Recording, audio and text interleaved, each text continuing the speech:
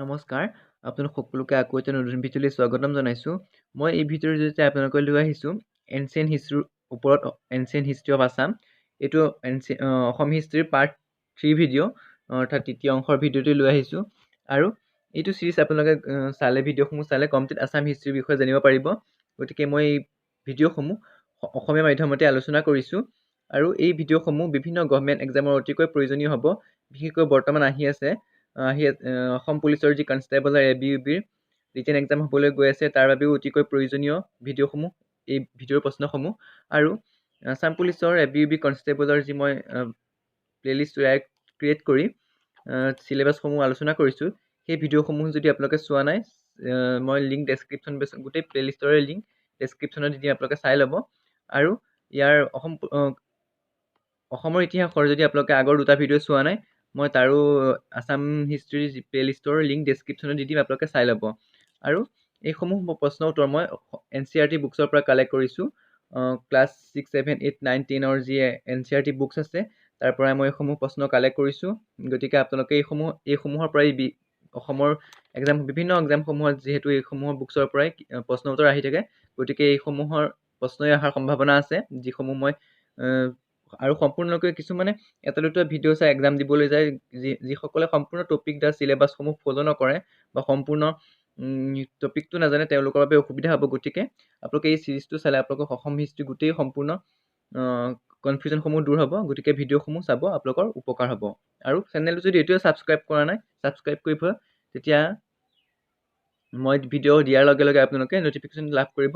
গতিকে ছাবস্ক্ৰাইব কৰি কাষতে থকা বেল আইকনটো টিপি অল কৰি দিব, তেতিয়া ভিডিঅ'সমূহৰ আপডেট পাই থাকিব। গতিকে আৰম্ভ কৰিছোঁ আজিৰ ভিডিঅ'টি। এতিয়া মই যোৱা ভিডিঅ' দুটাত অসম হিষ্ট্ৰীৰ হিষ্ট্ৰী পিৰিয়ডৰ বিষয়ে আলোচনা কৰিছিলোঁ। চতুৰ্থ শতিকাৰ আগৰ সময়ৰ যিসমূহ আছিলে সেইসমূহৰ বিষয়ে আলোচনা কৰিছিলোঁ। আৰু এতিয়া মই এইটো ভিডিঅ'ৰ জৰিয়তে আলোচনা কৰিম এনচিয়েণ্ট হিষ্ট্ৰী অফ আছামৰ বিষয়ে। চতুৰ্থ শতিকাৰ সময়ছোৱাৰ পৰা 12 শতিকালৈকে যিসমূহ আছে, বৰ্মন বংশৰ পৰা আৰম্ভ কৰি পাল বংশ, শালস্তম্ভ বংশ, সেন বংশ, এইসমূহৰ বিষয়ে আলোচনা কৰিম এনচিয়েণ্ট হিষ্ট্ৰীৰ টপিকটোত। আৰু পিছলৈ মেডিয়াভেল, মডাৰ্ণ এইসমূহ আলোচনা কৰিম। গতিকে আজি প্ৰথম বৰ্মন বংশৰ বিষয়ে আলোচনা কৰোঁ।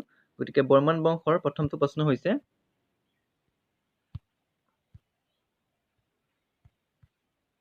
প্ৰাচীন অসমৰ ঐতিহাসিক বিৱৰণ কোন ৰাজবংশৰ প্ৰতিষ্ঠাৰ পৰা আৰম্ভ হয়? এতিয়া প্ৰাচীন অসমৰ ঐতিহাসিক বিৱৰণ বৰ্মন বংশৰ পৰা আৰম্ভ হয় বুলি ক'ব পাৰি। বৰ্মন বংশ যিহেতু ভাৰতীয় ইতিহাসৰ এটা ঐতিহাসিক বংশ, গতিকে অসমৰ ইতিহাসৰ এটা ঐতিহাসিক বংশ, আৰু সেই বংশৰ পৰাই প্ৰাচীন অসমৰ ঐতিহাসিক বিৱৰণ পোৱা যায়। আৰু বৰ্মন বংশ 350ৰ পৰা 650 খ্ৰীষ্টাব্দলৈকে তেওঁলোকে শাসন কৰিছিলে। গতিকে প্ৰাচীন অসমৰ ইতিহাসৰ বিৱৰণ বৰ্মন বংশৰ প্ৰতিষ্ঠাৰ পৰা আৰম্ভ হয়। কুৱেশ্যন নম্বৰ 2, চতুৰ্থ শতিকাত ক'ত কামৰূপৰ বিষয়ে উল্লেখ পোৱাৰ পিছত অসমৰ ইতিহাসৰ প্ৰাচীন যুগৰ সূচনা হয়? অৰ্থাৎ অসমৰ এনচিয়েণ্ট যুগটো সূচনা হয় সমুদ্ৰগুপ্তৰ এলাহাবাদ স্তম্ভলিপিত কামৰূপৰ বিষয়ে বৰ্ণনা পোৱা গৈছিলে, আৰু সেই বৰ্ণনাৰ আলমতে অসমৰ ইতিহাসৰ প্ৰাচীন যুগৰ আৰম্ভ হয় বুলি কোৱা হয়। গতিকে চতুৰ্থ শতিকাৰ সমুদ্ৰগুপ্তৰ এলাহাবাদ স্তম্ভলিপিত অসমৰ বিষয়ে পোৱাৰ পিছত অসমৰ ইতিহাসৰ প্ৰাচীন যুগৰ আৰম্ভ হয়। এতিয়া কুৱেশ্যন নম্বৰ 3, বৰ্মন বংশ কোনে প্ৰতিষ্ঠা কৰিছিলে? এতিয়া পুষ্য বৰ্মনে বৰ্মন বংশ প্ৰতিষ্ঠা কৰিছিলে, আৰু বৰ্মন বংশৰ প্ৰথম ৰজা হৈছে পুষ্য বৰ্মন। ইয়াতে দুটা প্ৰশ্ন আহিছে, বৰ্মন বংশ প্ৰতিষ্ঠা কৰিছিলে পুষ্য বৰ্মনে, আৰু বৰ্মন বংশৰ প্ৰথম ৰজা হৈছে পুষ্য বৰ্মন। গতিকে আপোনালোকে এইখিনি প্ৰশ্ন মনত ৰাখিব। সমুদ্ৰগুপ্তৰ এলাহাবাদ স্তম্ভলিপি আৰু বৰ্মন বংশৰ প্ৰতিষ্ঠাতা আৰু বৰ্মন বংশৰ প্ৰথম ৰজা, এইকেইটা প্ৰশ্ন আহি থাকে এক্সামত। গতিকে আপোনালোকে মনত ৰাখিব, খেলি মেলি নকৰিব, আৰু প্ৰশ্নসমূহ আপোনালোকে বহীত নোট কৰি ল'ব, তেতিয়া সুবিধা হ'ব। এতিয়া হৈছে কুৱেশ্যন নম্বৰ 4, বৰ্মন বংশৰ ৰাজধানী ক'ত আছিলে? বৰ্মন বংশৰ ৰাজধানী আছিলে প্ৰাগজ্যোতিষপুৰত। বৰ্মন বংশৰ ৰাজধানী প্ৰাগজ্যোতিষপুৰত আছিলে, আৰু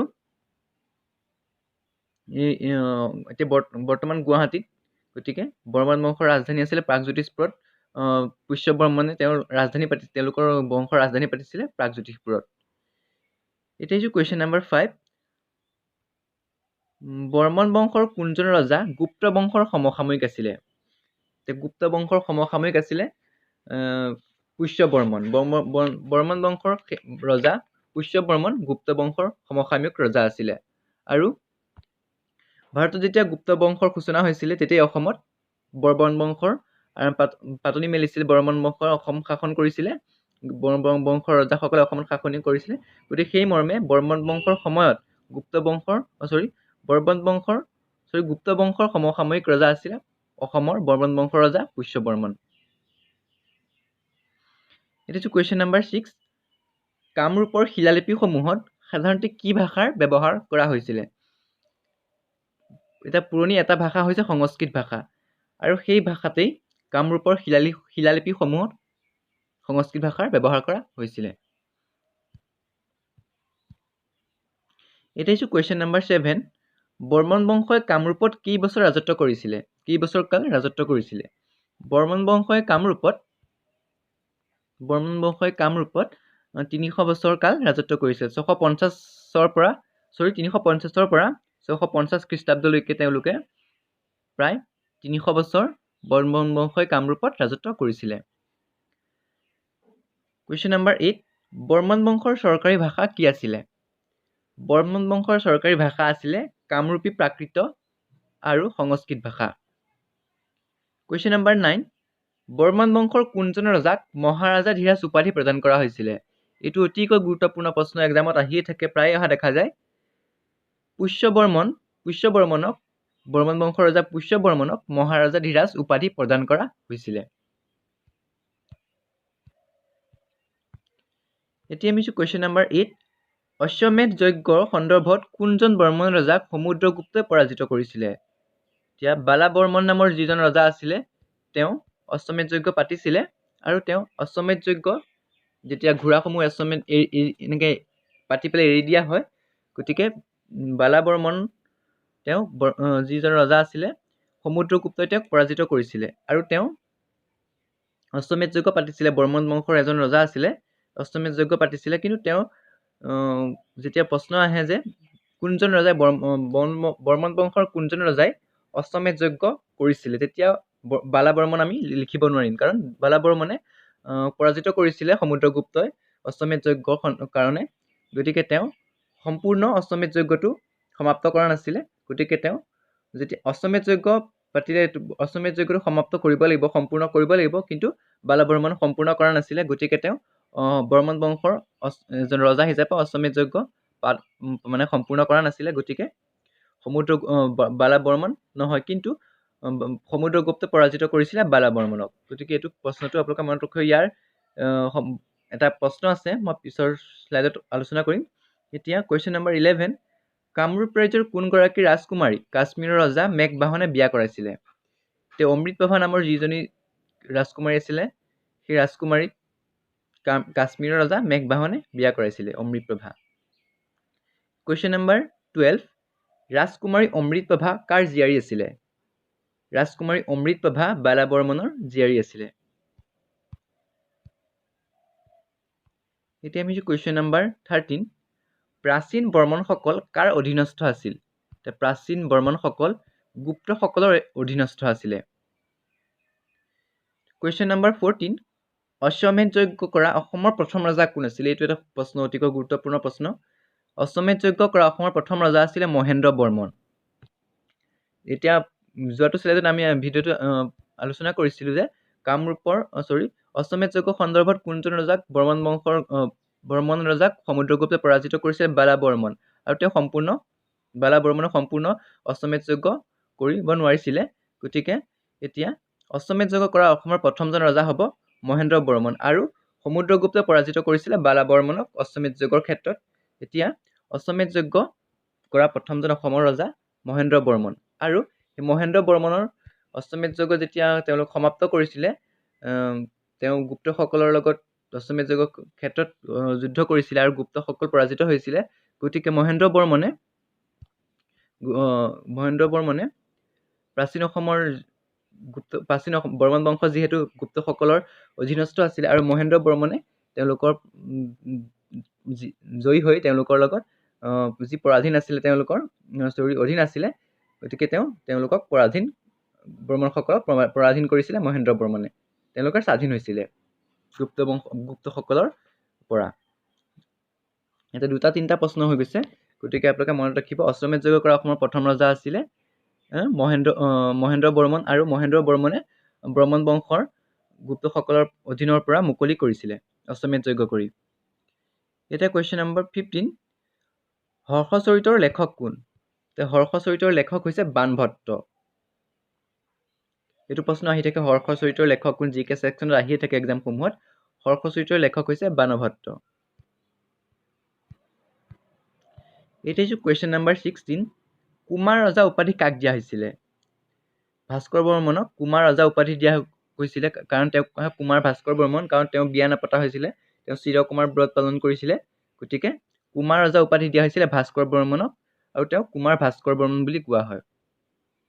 এতিয়া হৈছে কুৱেশ্যন নম্বৰ 17, ভাস্কৰ বৰ্মনৰ সৈতে উত্তৰ ভাৰতৰ সমসাময়িক ৰজা কোন আছিলে? ভাস্কৰ বৰ্মনৰ সৈতে উত্তৰ ভাৰতৰ এজন সমসাময়িক ৰজা আছিলে হৰ্ষবৰ্ধন। এতিয়া হৈছে কুৱেশ্যন নম্বৰ 18, এইটো প্ৰশ্ন বিশেষকৈ আহি থাকে 17 কুৱেশ্যন, ভাস্কৰ বৰ্মনৰ সৈতে উত্তৰ ভাৰতৰ সমসাময়িক ৰজা কোন আছিলে? হৰ্ষবৰ্ধন। গতিকে এইটো প্ৰশ্ন আহি থাকে, আপোনালোকে মনত ৰাখিব। কুৱেশ্যন নম্বৰ 18, ভাস্কৰ বৰ্মনে হৰ্ষবৰ্ধনৰ ৰাজসভালৈ পঠোৱা কটকীজনৰ নাম কি আছিলে? ভাস্কৰ বৰ্মনে হৰ্ষবৰ্ধনৰ লগত মিত্ৰতা স্থাপন কৰিছিলে। উত্তৰ ভাৰতৰ এজন হৰ্ষবৰ্ধন উত্তৰ ভাৰতৰ এজন ৰজা আছিলে, আৰু ভাস্কৰ বৰ্মন অসমৰ বৰ্মন বংশৰ ৰজা আছিলে, আৰু তেওঁলোকৰ মাজত মিত্ৰতা সম্পূৰ্ণ হৈছিলে। ভাস্কৰ বৰ্মনে হৰ্ষবৰ্ধনৰ ৰাজসভালৈ এজন কটকী পঠিয়াইছিলে, আৰু সেই কটকীজনৰ নাম হৈছে হংসবেগ। হংসবেগ নামৰ এজন কটকীক ভাস্কৰ বৰ্মনে হৰ্ষবৰ্ধনৰ মিত্ৰতা কৰাৰ পিছত তেওঁলোকৰ ৰাজসভালৈ পঠিয়াইছিলে। হৰ্ষবৰ্ধনৰ ৰাজসভালৈ পঠিয়াইছিলে হংসবেগ নামৰ কটকীজনক। এতিয়া হৈছে কুৱেশ্যন নম্বৰ 19, ডুবি আৰু নিধানপুৰ তামৰ ফলি কোনজন বৰ্মন ৰজাৰ ৰাজত্ব কালত খোদিত কৰা হৈছিলে? যি তামৰ ফলি আছে ডুবি আৰু নিধানপুৰ তামৰ ফলি ভাস্কৰ বৰ্মনৰ ৰাজত্ব কালত, বৰ্মন বংশৰ ৰজা ভাস্কৰ বৰ্মনৰ ৰাজত্ব কালত খোদিত কৰা হৈছিলে। ডুবি আৰু নিধানপুৰ তামৰ ফলি বৰ্মন বংশৰ ৰজা ভাস্কৰ বৰ্মনৰ ৰাজত্ব কালত খোদিত কৰা হৈছিল। এইটো প্ৰশ্ন অতিকৈ গুৰুত্বপূৰ্ণ, আৰু এনেকৈ আহিব পাৰে ডুবি আৰু নিধানপুৰ তামৰ ফলি। অপশ্যনত দি দিব পাৰে ভাস্কৰ বৰ্মন, মহেন্দ্ৰ বৰ্মন, পুষ্য বৰ্মন। তলৰ কোনজন ৰজাৰ দিনত এই ফলি খোদিত কৰা হৈছিলে? তেতিয়া উত্তৰটো হ'ব ভাস্কৰ বৰ্মন। এতিয়া আহিছোঁ কুৱেশ্যন নম্বৰ 20, ভাস্কৰ বৰ্মনে কি যুদ্ধৰ পিছত নিধানপুৰ তাম্ৰলিপিৰ অনুদান জাৰি কৰিছিলে? ভাস্কৰ বৰ্মনে কৰ্ণ সুবৰ্ণ এখন যুদ্ধ আছিলে, সেই কৰ্ণ সুবৰ্ণ যুদ্ধৰ পিছত নিধানপুৰ যি তামৰপলি আছিলে, সেই তামৰপলি খোদিত কৰিছিলে। ইয়াতে এটা কথা হৈছে যে ভাস্কৰ বৰ্মনৰ প্ৰধান শত্ৰু আছিল গৌড়ৰাজ শশাংক, যে এজন গৌড় বংশৰ শাসক আছিলে শশাংকৰ লগত হৰ্ষবৰ্ধনৰো শত্ৰুতা আছিলে। যিহেতু হৰ্ষবৰ্ধনৰ মিত্ৰ ভাস্কৰ বৰ্মন আৰু হৰ্ষবৰ্ধনৰ মিত্ৰ আছিলে, আৰু দুয়োজনৰে শত্ৰু আছিলে গৌড়ৰাজ শশাংক। আৰু হৰ্ষবৰ্ধনৰ সৈতে মিত্ৰতা কৰি ভাস্কৰ বৰ্মনে শশাংকক যুদ্ধত হেৰুৱাইছিলে। দুয়োজনে যিহেতু শত্ৰু আছিলে শশাংক, আৰু দুয়োজনৰ লগত শশাংকই যুদ্ধ কৰিছিলে, আৰু ফলত শশাংক যুদ্ধত হাৰি গৈছিলে। আৰু সেই যুদ্ধখন আছিলে কৰ্ণ সুবৰ্ণ নামে ঠাইত, আৰু সেই যুদ্ধৰ পিছতেই জয়ী হোৱাৰ পিছতেই নিধানপুৰ তাম্ৰলিপিৰ অনুদান জাৰি কৰিছিলে। এতিয়া কুৱেশ্যন নম্বৰ 21 আছে, কোন শিলালিপিৰ পৰা ভাস্কৰ বৰ্মনৰ দ্বাৰা গৌড় ৰজা শশাংকৰ পৰাজয় বিচাৰি উলিয়াব পাৰি? আৰু সেই নিধানপুৰ তাম্ৰলিপিত গৌড় ৰজা শশাংকৰ লগত যে ভাস্কৰ বৰ্মনে যুদ্ধ কৰিছিলে, আৰু গৌড় ৰজা শশাংকক পৰাজিত কৰিছিলে ভাস্কৰ বৰ্মনে, আৰু সেই কথাসমূহ নিধানপুৰ তাম্ৰলিপিত খোদিত কৰা হৈছে, অৰ্থাৎ লিখিত ৰূপত আছে। গতিকে সেই অনুসৰি আমি গম পাব পাৰোঁ যে নিধানপুৰ শিলালিপিৰ পৰা ভাস্কৰ বৰ্মনৰ দ্বাৰা গৌড় ৰজা শশাংকৰ পৰাজয় বিচাৰি উলিয়াব পাৰি বুলি আমি এইটো নিধানপুৰ তাম্ৰলিপিৰ জৰিয়তে প্ৰমাণ কৰিব পাৰি। এতিয়া আহিছোঁ কুৱেশ্যন নম্বৰ 22, কোনখন একমাত্ৰ কামৰূপ ৰাজবংশৰ শিলালিপিত ব আৰু ৱাব আখৰৰ মাজত পাৰ্থক্য উলিয়াব পাৰি। পাৰ্থক্য আছে যে উলিয়াব পাৰি। ব আৰু ৱাবৰ আখৰৰ মাজত যে পাৰ্থক্য আছে সেই কথা উলিয়াব পাৰি। নাগাজাৰী খনিকৰ গাঁও শিলালিপিত, একমাত্ৰ কামৰূপ ৰাজবংশৰ শিলালিপিত ব আৰু ৱাব আখৰৰ মাজত পাৰ্থক্য যে আছে সেই কথা উলিয়াব পাৰি। এইটো প্ৰশ্ন এই ফলিসমূহ শিলালিপিসমূহ আহি থাকে, তাম্ৰলিপি আৰু শিলালিপিসমূহৰ প্ৰশ্ন এই পুৰণি অসম বুৰঞ্জীৰ পৰা, অৰ্থাৎ এনচিয়েণ্ট আছাম হিষ্ট্ৰীৰ পৰা এই শিলালিপি আৰু তাম্ৰলিপিৰ বিষয়ে আহিয়ে থাকে। গতিকে আপোনালোকে শিলালিপি আৰু তাম্ৰলিপিৰ নামসমূহ মনত ৰাখিব আৰু এনেকৈ এক্সামসমূহত তেতিয়া আপোনালোকৰ লিখিব পাৰিব। এইটো হৈছে কুৱেশ্যন নম্বৰ 23। নাগাজাৰী খনিকৰ গাঁও শিলালিপি কোন বংশৰ সময়ৰ শিলালিপি? এটা এটা গুৰুত্বপূৰ্ণ প্ৰশ্ন। এইটো বৰ্মন বংশৰ সময়ৰ শিলালিপি। নাগাজাৰী খনিকৰ গাঁও শিলালিপি বৰ্মন বংশৰ সময়ৰ শিলালিপি। Question number 22। অসমত আৱিষ্কৃত প্ৰাচীনতম শিলালিপি কি? অসমত আৱিষ্কৃত এটা প্ৰাচীনতম শিলালিপি হৈছে উমাচল শিলালিপি। এইটোও এটা প্ৰশ্ন, গুৰুত্বপূৰ্ণ প্ৰশ্ন। এইটো প্ৰশ্ন এক্সামত আহি থকা দেখা যায়, গতিকে মই প্ৰশ্নটো ইয়াতে ইনক্লুড কৰি দিছোঁ।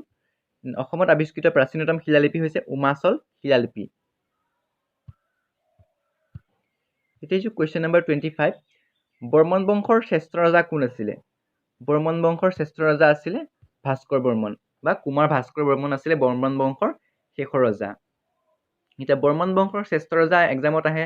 বৰ্মন বংশৰ প্ৰথম ৰজা বা বৰ্মন বংশৰ প্ৰতিষ্ঠাতা এক্সামসমূহত আহি থাকে। গতিকে বৰ্মন বংশৰ শ্ৰেষ্ঠ ৰজা হৈছে ভাস্কৰ বৰ্মন, আৰু বৰ্মন বংশৰ শেষৰজন ৰজাও হৈছে ভাস্কৰ বৰ্মন, কাৰণ তেওঁ বিয়া পতা নাছিলে ভাস্কৰ বৰ্মন। কাৰণ তাৰপিছত ভাস্কৰ বৰ্মনৰ পিছত কোনো ধৰণৰ উত্তৰাধিকাৰী নাথাকা হেতুকে বৰ্মন বংশৰ সেই ভাস্কৰ বৰ্মনৰ কাৰ্যকালতেই অন্ত পৰিছিলে, মৃত্যু হোৱাৰ পিছতে অন্ত পৰিছিলে। গতিকে বৰ্মন বংশৰ শেষৰজন শাসকো হৈছে ভাস্কৰ বৰ্মন, বৰ্মন বংশৰ শ্ৰেষ্ঠ ৰজা হৈছে ভাস্কৰ বৰ্মন। ভাস্কৰ বৰ্মন এজন গুণী জ্ঞানী আৰু দক্ষ লোক আছিলে, সেইকাৰণে তেওঁক শ্ৰেষ্ঠ বুলি কোৱা হয়। এতিয়া আহিছোঁ কুৱেশ্যন নম্বৰ 26। চীনা পৰিব্ৰাজক হিউৱেন চাং কাৰ ৰাজত্বকালত অসমলৈ আহিছিলে? চীনা পৰিব্ৰাজক হিউৱেন চাং ভাস্কৰ বৰ্মনৰ ৰাজত্বকালত অসমলৈ আহিছিলে। আৰু চীনা পৰিব্ৰাজক হিউৱেন চাং যেতিয়া অসমলৈ আহিছিলে, হিউৱেন চাঙে অসমৰ বিষয়ে চি উ কি নামৰ কিতাপখনত অসমৰ বিষয়ে বিভিন্ন ধৰণৰ তথ্য লিখি থৈ গৈছিলে। অসমৰ বিষয়ে হিউৱেন চাঙে চি উ কি পুথিত বিভিন্ন ধৰণৰ লিখি থৈ গৈছিলে। মই ক্লাছ 7ৰ যিখন সমাজ বিজ্ঞান কিতাপ আছে, তাত হিউৱেন চাঙে অসমৰ বিষয়ে কি লিখি থৈ গৈছে তাতে লিখা আছে, মই ইয়াতে পঢ়ি দিছোঁ। হিউৱেন চাঙৰ টোকামতে সেই সময়ত কামৰূপৰ পৰিধি প্ৰায় 17 মাইল আছিলে। হিউৱেন চাঙৰ যি লিখি থৈ গৈছিলে সেই সময়ত কামৰূপৰ পৰিধি 17 মাইল আছিলে, আৰু ইয়াৰ লোকসকল সহজ সৰল আৰু চহকী আছিল। কামৰূপৰ লোকসকল স্মৃতি শক্তিত প্ৰখৰ আৰু অধ্যয়নত প্ৰতি আগ্ৰহী আছিল। তেওঁলোকৰ মেমৰি কেপাচিটি অধিক আছিলে সেই সময়ৰ অসমৰ মানুহসকলৰ। মধ্য ভাৰতৰ ভাষাতকৈ কামৰূপৰ ভাষা অলপ বেলেগ বেলেগ আছিলে। ইয়াৰ জলবায়ু সেমেকা আৰু চেঁচা। ইয়াৰ লোকসকলে নাৰিকল আৰু কঁঠালৰ খেতি কৰিছিল। এটা প্ৰশ্ন আহিব পাৰে যে বৰ্মন বংশৰ সময়ত অসমৰ মানুহে কি কি খেতি কৰিছিলে? এতিয়া উত্তৰটো হ'ব নাৰিকল আৰু কঁঠালৰ খেতি কৰিছিলে। তেওঁলোকে দেৱ দেৱীৰো পূজা অৰ্চনা কৰিছিলে। বৌদ্ধ ধৰ্মৰ প্ৰভাৱ ইয়াত নাছিল। ভাস্কৰ বৰ্মন এজন গুণী জ্ঞানী ৰজা আছিল। তেওঁ বৌদ্ধ নাছিল যদিও এই ধৰ্মৰ প্ৰতি শ্ৰদ্ধাশীল আছিল। দূৰ দূৰণিৰ পণ্ডিতসকলক ভাস্কৰ বৰ্মনে নিজ ৰাজ্যলৈ আমন্ত্ৰণ কৰি শ্ৰদ্ধা দেখুৱাইছিলে। ভাস্কৰ বৰ্মন যিহেতু এজন গুণী জ্ঞানী লোক আছিলে, আৰু তেওঁ যিসকল ব্যক্তি অসমলৈ বা ভাৰতবৰ্ষলৈ আহিছিলে, তেওঁ সেই পণ্ডিতসকলক ভাস্কৰ বৰ্মনে নিজ ৰাজ্যলৈ আমন্ত্ৰণ কৰি শ্ৰদ্ধা জ্ঞাপন কৰিছিলে। প্ৰাগজ্যোতিষপুৰ ৰাজ্য পৰ্বতমালাৰে সুৰক্ষিত আছিলে। এই ৰাজ্যত কোনো ধৰণৰ ডাঙৰ নগৰ নাছিলে। উত্তৰ ভাৰতৰ পৰা কামৰূপ হৈ চীন দেশলৈ যোৱা এক বাণিজ্যিক পথ আছিলে। যেতিয়া হিউৱেন চাং অসমলৈ আহিছিলে, চি উ কিটিত এইসমূহ কথা লিখি থৈ গৈছিলে। এইখিনি সংক্ষিপ্ত ৰূপত ইয়াতে কিতাপখনত আছে, গতিকে মই পঢ়ি দিছোঁ, আপোনালোকে মনত ৰাখিব। বিভিন্ন ইয়াতে আছে, প্ৰশ্ন আহিব পাৰে যে নাৰিকল আৰু কঁঠালৰ খেতি কৰিছিলে, আৰু সেই সময়ত অসমৰ জলবায়ু সেমেকা আৰু চেঁচা আছিলে। এই ধৰণৰ প্ৰশ্নসমূহ ইয়াতে থাকিব পাৰে, আপোনালোকে গম পাইছে পঢ়ি দিয়াৰ ফলত। এতিয়া কুৱেশ্যন নম্বৰ 28। ভাস্কৰাব্দ শব্দটোৱে অসমৰ ইতিহাসত কেতিয়া স্থান পাইছিলে? ভাস্কৰ বৰ্মনৰ ৰাজত্ব কালত যেতিয়া ভাস্কৰ বৰ্মনে কামৰূপৰ সিংহাসন আৰোহণ কৰিছিলে, অৰ্থাৎ কামৰূপ শাসন কৰি আছিলে ভাস্কৰ বৰ্মনে, তেতিয়া কামৰূপত ভাস্কৰাব্দ নামৰ এটি নতুন সময়সূচীৰ প্ৰচলন হয়। গতিকে ভাস্কৰ বৰ্মনৰ ৰাজত্ব কালতেই ভাস্কৰাব্দ শব্দটোৱে অসমৰ ইতিহাসত স্থান পাইছিলে। এতিয়া আমি আহিছোঁ কুৱেশ্যন নম্বৰ 29। বৰ্মন বংশৰ মুঠ কেইজন ৰজা আছিলে? এতিয়া বৰ্মন বংশৰ মুঠ ৰজা আছিলে 13 জন। আমি ইয়াতে অতিকৈ গুৰুত্বপূৰ্ণ যিসমূহ মেইন ৰজাসকলৰ বিষয়ে আলোচনা কৰিছিলোঁ, আৰু গোটেইসমূহ প্ৰয়োজন আমাৰ নহয়, গতিকে আলোচনা কৰা নাই। কিন্তু বৰ্মন বংশৰ ইয়াতে 5-6জন ৰজাৰ বিষয়ে আলোচনা কৰিছোঁ আমি। গতিকে 13জন সম্পূৰ্ণ মুঠ ৰজা আছিলে বৰ্মন বংশৰ। এইটো আপোনালোকে মনত ৰাখিব। Question number 30। বৰ্মন বংশৰ শেষৰজন ৰজা কোন আছিল? এতিয়া ভাস্কৰ বৰ্মন যিহেতু বিয়া পতা নাছিলে, তেওঁৰ পিছৰ উত্তৰাধিকাৰী কোনো নাছিলে, আৰু ভাস্কৰ বৰ্মনৰ মৃত্যুৰ পিছতেই বৰ্মন বংশৰ অন্ত পৰে। গতিকে বৰ্মন বংশৰ শেষৰ ৰজা আছিলে ভাস্কৰ বৰ্মন, বা কুমাৰ ভাস্কৰ বৰ্মন বুলি তাক কোৱা হয়। Question number 31। ভাস্কৰ বৰ্মনৰ কেতিয়া মৃত্যু হৈছিলে? ভাস্কৰ বৰ্মন যিহেতু শেষৰ ৰজা আছিলে, আৰু বৰ্মন বংশ 350 পৰা 650 খ্ৰীষ্টাব্দলৈকে বৰ্মন বংশৰ মানে শাসন কৰিছিলে, প্ৰাগজ্যোতিষপুৰ শাসন কৰিছিলে বৰ্মন বংশৰ ৰজাসকলে, আৰু সেই মৰ্মে আনুমানিক 650 খ্ৰীষ্টাব্দত ভাস্কৰ বৰ্মনৰ মৃত্যু হোৱা বুলি ক'ব পাৰি। 650 খ্ৰীষ্টাব্দত ভাস্কৰ বৰ্মনৰ মৃত্যু হৈছিলে, আৰু ভাস্কৰ বৰ্মন বংশৰ শেষৰ ৰজা আছিলে, আৰু ভাস্কৰ বৰ্মনক কুমাৰ ভাস্কৰ বৰ্মন বুলি জনা যায়, বা কুমাৰ ৰজা উপাধি তেওঁক প্ৰদান কৰা হৈছিলে।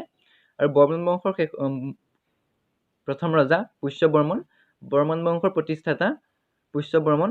এইসমূহ প্ৰশ্ন মই আকৌ কৈ দিছোঁ, গতিকে আপোনালোকে মনত ৰাখিব। এইসমূহৰ পৰাই প্ৰশ্নসমূহ এক্সামত আহিব। বিশেষকৈ বৰ্মন বংশ, শালস্তম্ভ বংশ, পাল বংশ, এইসমূহৰ পৰাই পুৰণি অসম হিষ্ট্ৰী, এনচিয়েণ্ট আছাম হিষ্ট্ৰীৰ পৰা প্ৰশ্নসমূহ আহে। গতিকে ইয়াৰ পিছৰ ভিডিঅ'টোত মই আলোচনা কৰিম শালস্তম্ভ বংশৰ বিষয়ে, তাৰপিছত পাল বংশ, তাৰপিছত খেন বংশ, এইসমূহৰ বিষয়ে আলোচনা কৰিম। গতিকে এইসমূহৰ অতিকৈ গুৰুত্বপূৰ্ণ প্ৰশ্ন হ'ব। আগন্তুক যিসমূহ অসমৰ এক্সাম হ'ব, জব ৰিলেটেড এক্সাম হ'ব, বা বিভিন্ন ধৰণৰ এণ্ট্ৰেন্স এক্সাম হ'ব, সেইসমূহৰ বাবে অসমৰ ইতিহাসৰ এইসমূহ প্ৰশ্ন উত্তৰ বা ভিডিঅ'সমূহ অতিকৈ গুৰুত্বপূৰ্ণ হ'ব। গতিকে মই ভিডিঅ'সমূহ আপোনাৰ এই চেনেলৰ জৰিয়তে আলোচনা কৰিম। গতিকে চেনেলটো ছাবস্ক্ৰাইব কৰি বেল আইকনটো টিপি দিব, তেতিয়াহে আপোনালোকে মই এতিয়া ভিডিঅ'সমূহৰ আপডেট আপোনালোকে লাভ কৰিব। আৰু অসম পুলিচৰ যি মই ABUB প্লেলিষ্ট তৈয়াৰ কৰি তাতে ABUB চিলেবাছসমূহ যিসমূহ এক্সামত আহিব, সেই চিলেবাছসমূহ আলোচনা কৰি আছোঁ। গতিকে সেই ভিডিঅ'সমূহ যদি চোৱা নাই, মই লিংক ডেছক্ৰিপশ্যনত দি দিম। আৰু টকিঅ' অলিম্পিকৰ এটা ভিডিঅ' বনাই থোৱা আছে, সেইটো যদি চোৱা নাই আপোনালোকে প্লেলিষ্টত গৈ পাই যাব। জেনেৰেল নলেজৰ এটা প্লেলিষ্ট ক্ৰিয়েট কৰা আছে, সেই প্লেলিষ্টত পাই যাব বিভিন্ন ধৰণৰ জেনেৰেল নলেজৰ, খেলৰ হওক বা তেনেকুৱা ধৰণৰ মই আলোচনা কৰিছোঁ। গতিকে আপোনালোকে ভিডিঅ'সমূহ চাব আৰু চেনেলটো ছাবস্ক্ৰাইব কৰি চেনেলটো আগুৱাই লৈ যাব। গতিকে আজিলৈ আহিছোঁ, ধন্যবাদ।